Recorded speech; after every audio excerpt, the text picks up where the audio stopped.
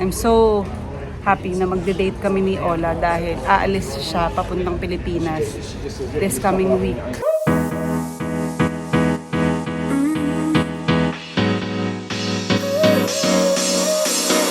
Work is almost over, summer's getting closer.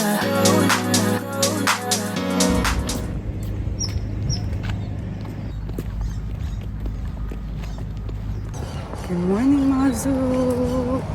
Me and Aliyah are already walking, going to school. Bali, ihahatid ko siya. And then, I'll make plans after. Kaya abangan ninyo ano ang mangyayari today. And today is Tuesday. Nahatid ko ng mga zoos. Medyo umaarte, nagtatantrums. Paggising pa lang, ay, mommy, I'm sleepy. Tapos nung kumakain na, my tummy hurts.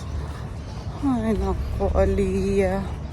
Alam ninyo, may mga ganyan talaga siyang moment. Medyo masama siguro yung gising niya or bitin yung pagtulog. Maaga ko siya nagising mga before 8. Pero saktong-sakto lang kasi muntik pa kami malate dahil nga nag-iiyak pa. Eto na, balik na ako sa bahay. From bahay, mag-u-Uber ako. I'm planning to go to the gym na. Hindi pa ako kumakain. So, magpa-fasted cardio ako. Then kung kaya, makapag-workout na din tayo. Yun, update ko kayo. First time ko itong gagawin. Kaya, halika na.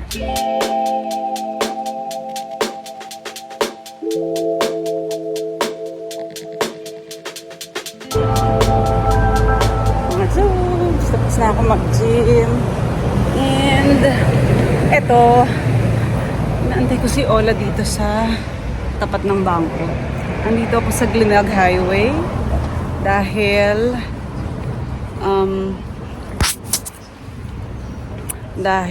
susunduin ako ni Ola. Magbe-breakfast kami habang tulog pa sila Andy. Pero dapat makauwi ako ng hindi masyadong late kasi magluluto pa ako. And ayun nga, para hindi na mahirapan si Andy. Though, yung breakfast ni Mimi, na-ready ko na. May champorado ako niluto doon. Yun din yung breakfast kanina ni Aliyah. So, there. I'm so happy na magde-date kami ni Ola dahil aalis siya papuntang Pilipinas this coming week. So, catch up naman kami. Wait ko lang siya dito. Wala masyadong tao dito ngayon, guys. Hindi busy kasi malamig. Andito ako sa Glenelg. Ayan siya, oh. Ayan, may massage dyan. Hindi masyadong busy. Wala pa si Ola, guys. Tayo-tayo muna ako dito. Lakad-lakad dahil malamig. Dito muna tayo sa kahabaan ng Skinita. Ito sa usually nagpa-park.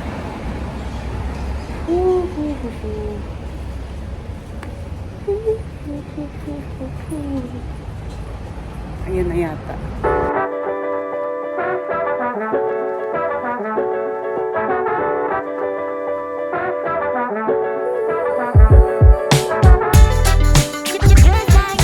Nandito na kami ni Ola. Kakain na kami ng breakfast. Susunod sila Andy at Mimi. Kasi nga wala akong naluto kay Andy. So, inisip niya, sunod na lang sila dito. Malapit lang to sa bahay namin. Kaya, na-ready ko na yung food ko. Nakainom na rin kami ng juice. This is my food. Eggs Benedict. Just here. Thank you. Ay, dyan pala. Kwento mo naman yung breakfast magkano? 1,010. Na-charge siya ng 1,110 instead of 1,110. So, may problema siya ngayon. Na-charge siya sa card niya. So, i-withdraw nung cashier para ilipat sa kanya. Kasi wala yung may-ari ng coffee shop. Hindi mailipat. OMG. Alrighty, we're here for breakfast.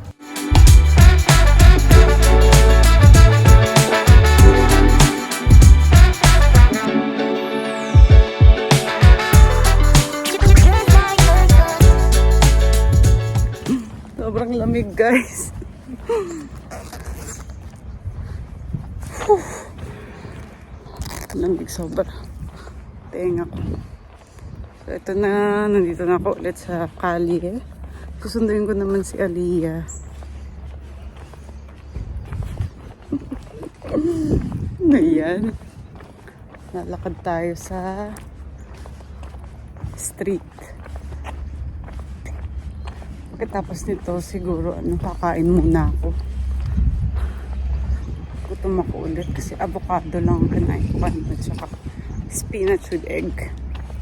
Sobrang konti lang kaya I need to eat. Kami ni Lele ay kakain. So, kapamili kami ng konti ni Andy. Kahit na nandyan si Mimi at napakagulo. Try ulit namin mamili kasi may mga kailangan kaming gawin. May goal kami this coming 2 weeks. Kaya iniipon namin yung mga damit. So yun. Yun muna ang pwede kong sabihin. I can't say anything more yet. Until it's fine now. Oh, I just got here to Marion, guys.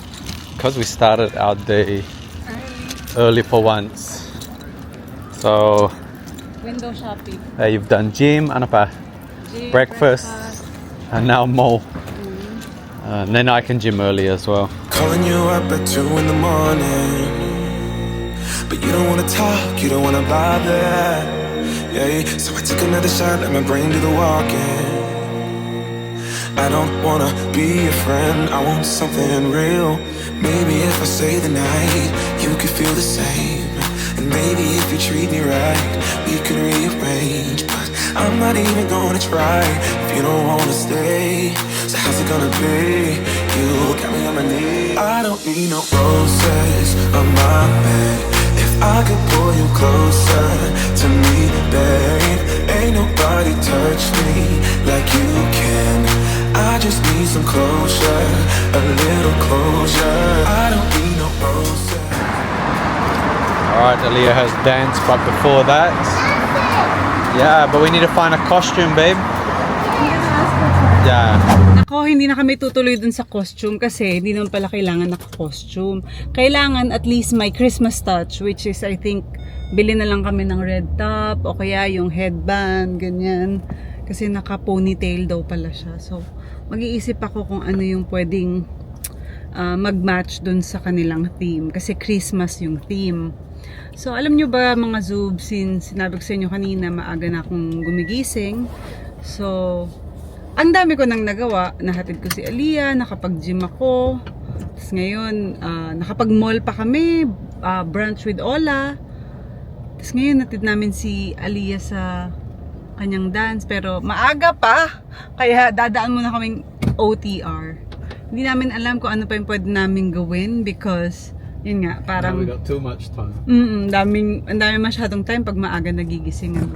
So, we really need to break the habit of sleeping late kasi nasanay kami dahil nga yung work namin nagiging madaling araw dahil nga sa daylight saving. So, kailangan namin bawiin ngayon dahil medyo nabawasan naman yung work namin ng madaling araw sa Pilipinas. Dahil hindi na nga siya daylight saving and then yung napupush back kasi palagi kapag may hindi ka pa nagagawa dahil nga late na. So ito yung first day and then We yun. woke up kind of early too, me. Oo, ang aga yung nagising, 11. Ako nagising ako, nag-alarm ako ng 7:30. But she actually woke up earlier than that. I just Dine-delay mo keep lang. sleeping. Oh, ganun din I ako. keep sleeping. And I look at you. Oh. And Mom, And Mom is where? There. Wala ako pagising mo, diba? and Dad, I want Dad is Killy. Yeah. I spot his mom. Smack my bum. Mimi. So, ayun. Dito muna kami sa OTR mga Zoobs. And kwento more later. Ito na. Approaching the favorite store of all time. Parang lagi kayo nandito, Daddy. Every day. This is Mimi's favorite store. Tama ba, Mimi? gets most of the same thing anyway. Anong bibilin mo, Mims? Ice cream. With the big head. With the big head. Yep, the ice cream there. Karama. Go, papili ka kay Daddy. Dito lang ako. Ang ganda yung view. And beach. Yeah, look And at that. there's one in the shelf. The shelf. No. The bowl too. So we just stopped here by the beach, guys, because we got so much time. Ganda. Look, You like it? the beach. It's running away. Who's running away? The beach. The beach is running away? Look, it's blue. Masarap ba? Yeah, look.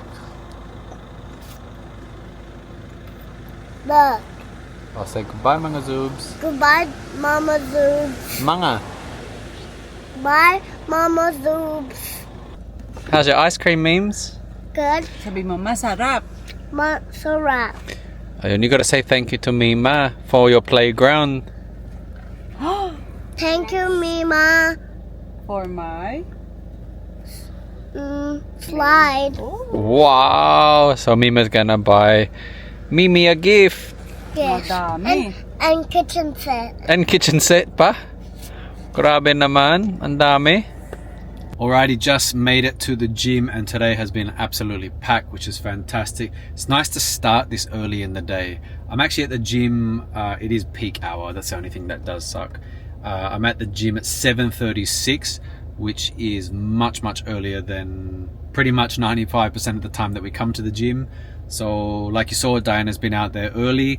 She took Aaliyah to school this morning, so I'm not sure if she showed that, but we discussed that we would start doing things split. So some days I will do the mornings and some days she will do the mornings, just so that we can sort of both get a longer rest and then one day a shorter rest.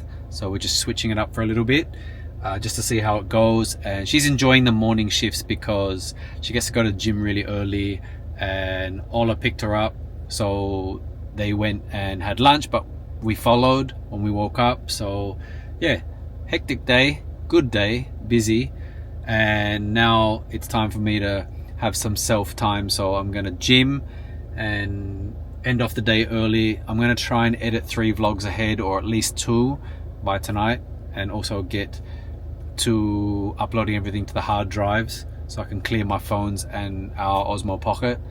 So it's nice. I'll finish by like maybe 9 or 9:30, be home. I've got 4 or 5 hours that I can sit down and get some things done. So yeah, good day so far, guys. Hope you're enjoying yourselves, and yeah, we'll see you after this gym session.